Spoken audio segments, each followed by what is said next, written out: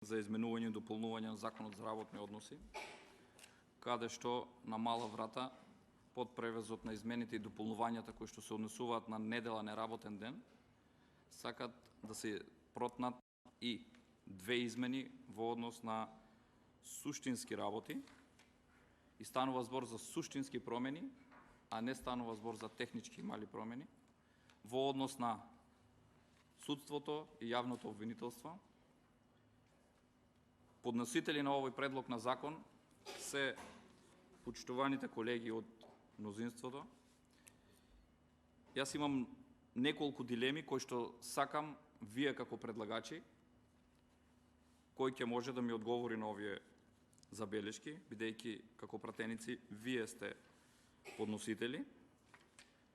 Прво, да ве прашам, кој ве контактираше и кој ви даде насока во оваа ситуација да се пролонгираат, односно да се изменат условите за престанок на работен однос на судиите и јавните обвинители по сила на закон во однос на старосната граница, која што, впрочем, истиот закон претрпе измени пред само неколку месеци.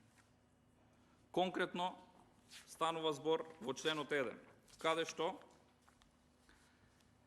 се регулира дека во Законот за работни односи во членот 104 по ставовите 1 се додават два нови ставови 2 и 3, кои гласат, цитирам, став 2. По исклучок од ставот 1 на овој член, работниот однос, односно мандатот на судиите и јавните обвинители, потенцира може да се продолжи од страна на Судскиот совет на Република Македонија, односно Советот на јавни обвинители на Република Македонија до наполнување на 67 години возраст на судијата, односно на јавниот обвинител. Став 3.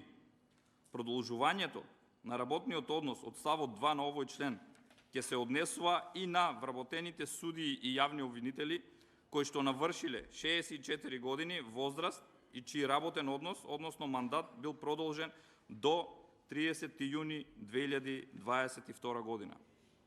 Опфатени и јавни обвинители и судии.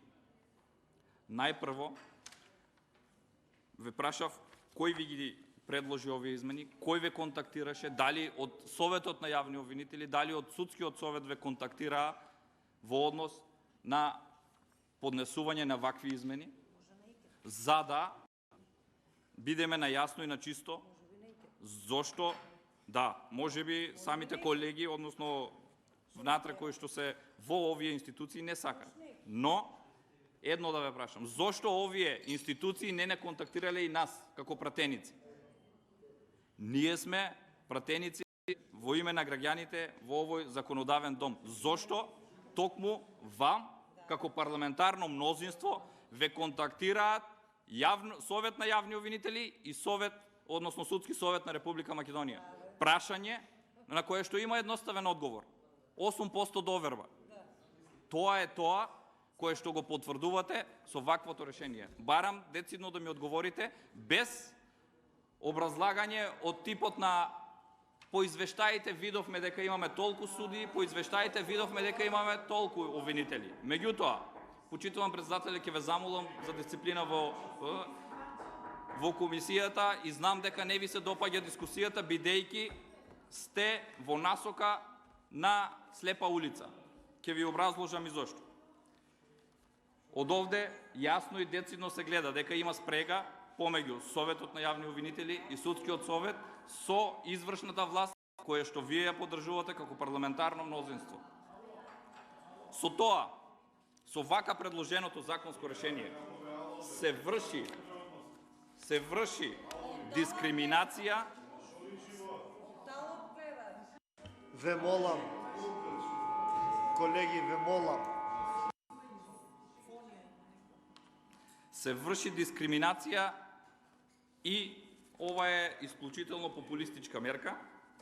Дискриминацијата се однесува на другите граѓани на кои што им беше со овој претходно донесен закон поставена законска рамка и законски основ за престанок на работниот однос по сила на закон. Овде се поставува прашањето зошто не го доставил овој предлог на закон, овие измени, самиот министер за правда, односно не е предлог на владата. Што значи тоа? Истите биле свесни и знаеле дека е пат во една насока. И затоа го поднесувате вие. Зошто? Затоа што, ако го поднеле од Министерството, ќе морало да образложат на што се темели оваа измена, а јас ќе ви кажам зошто не го поднеле. Еве вака.